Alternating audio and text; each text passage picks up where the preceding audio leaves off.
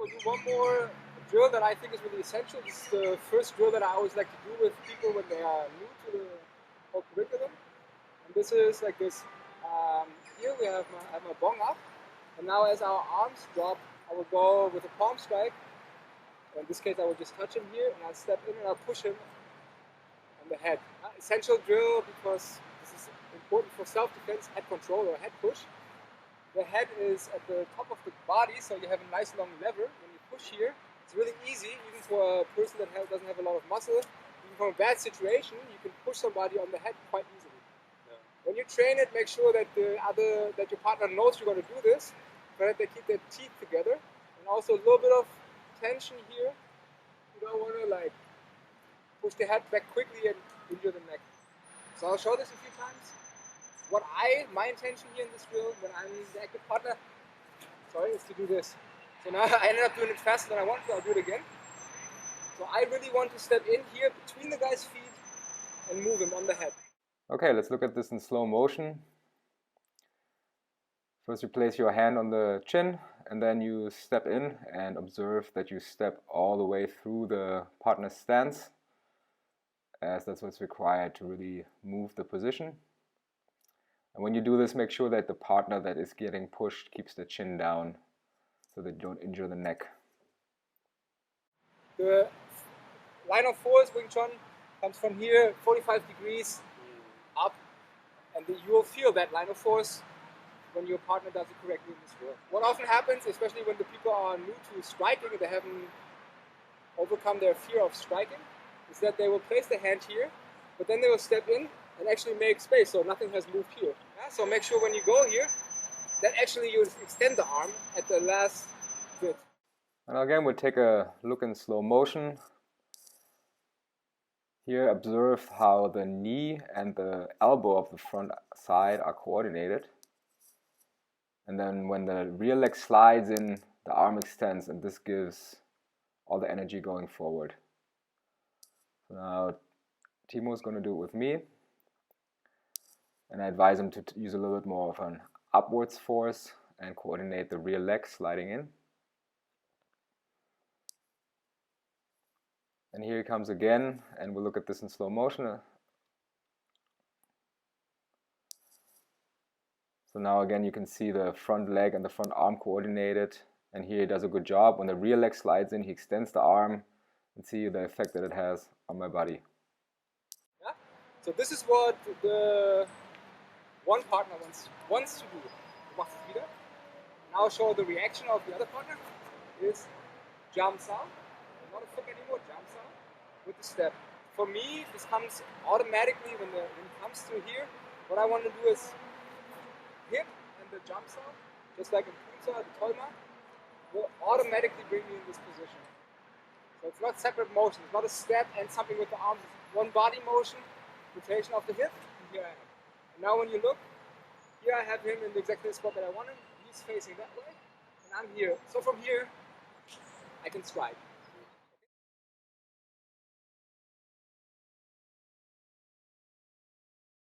What's important here for you is that your view goes over here. From here, when I go through, see I'm here, I'm not on an Bong-Da. And see already here I end up over here. I'm not on the center or something like this, because it's super open, down has to be here.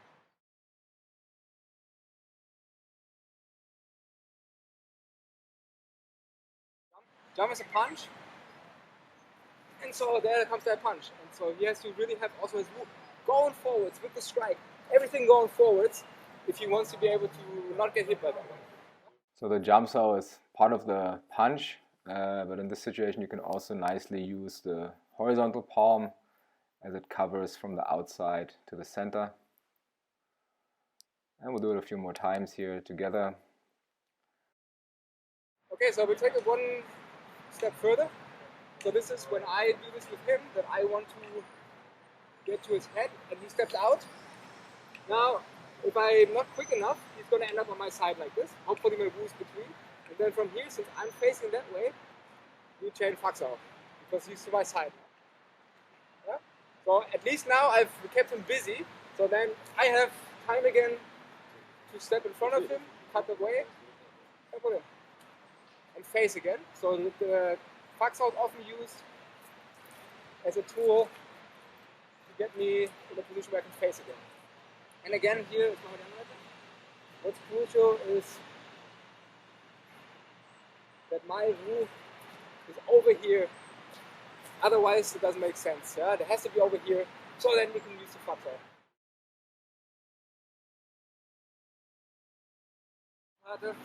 Weg damit und da vor mich, genau. And you can see by stepping again in front of my feet, my shoulders. So here's his arm. So fuck.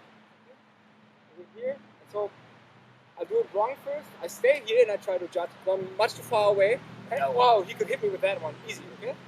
I do it again. So here, yeah. But if I step over here, now see I turn him.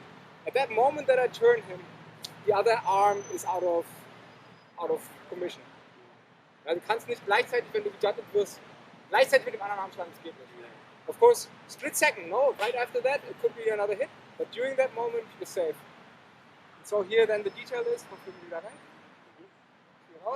that he stepped in front of my body auf Jut Sao, Fak, und jetzt vor mich laufen mit Judge, Shark, and he turns me.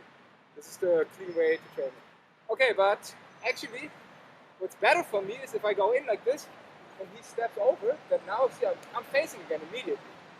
I don't put too much into the technique, so now he's to my side, so I need to have use a Fak Sao. Better for me is like Jum Sao, I go there, and I face again. It's always what's preferable, not to end up in a bad situation and need a Fak Sao. So here I go in, but he moves, and then we are in front of him already. So when we follow like this, often we end up with a Jut punch, and here we look at this again in slow motion.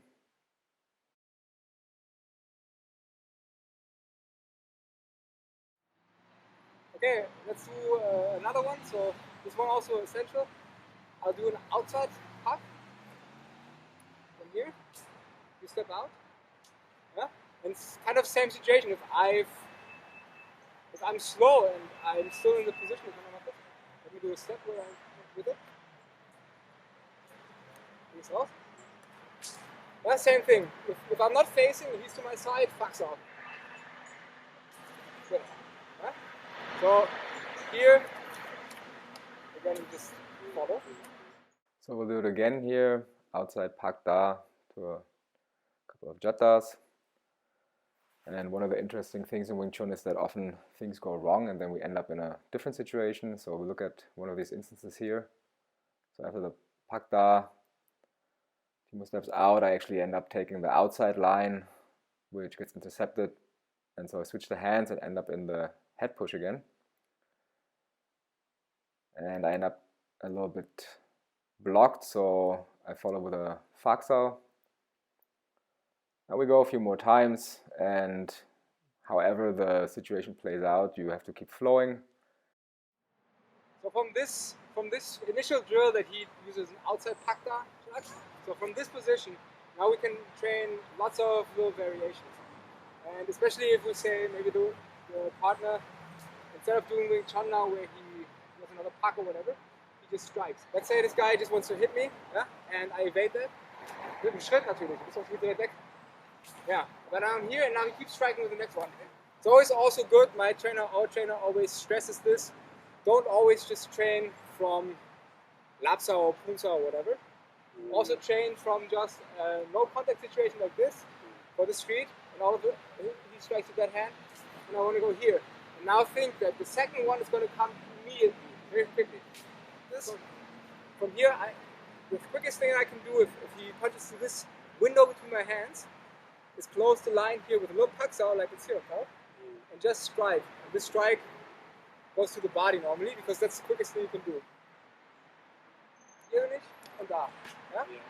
So what stops him is the punch. Here I have a window open that he strikes through. Okay, nochmal. This would be the continuation of it. Nochmal. Hier, da. Dass man wieder auf die Außenseite kommt.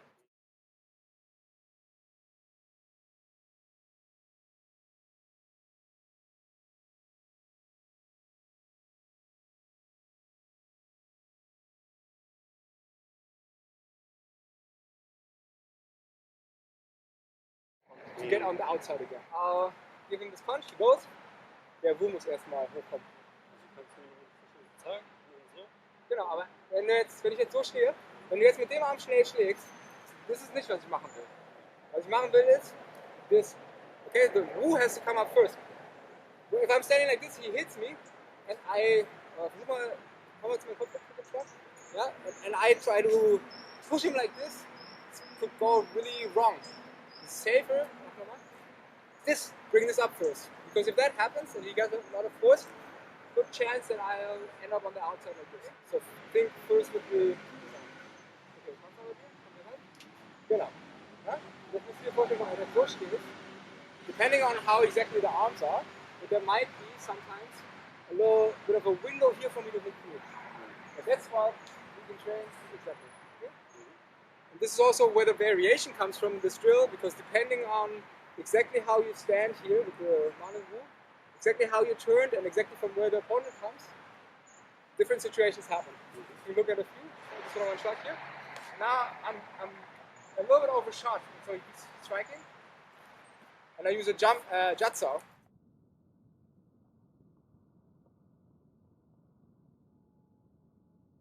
Yeah, but the basic three that I would always train is this. I'm here, he hits the next one. This check here, and then come out from this low hit, again here, yeah, always this reaction, always cover myself again. Cover, Jut Sao. Or, I'm here, the Jut Sao, so the third one is, come on, check. Now I'm here, let's say I didn't get him, here I didn't have good impact, so now we end up like this. So he keeps hitting, now this hit comes from this side, and that's the Bong Sao. Where you need the bong.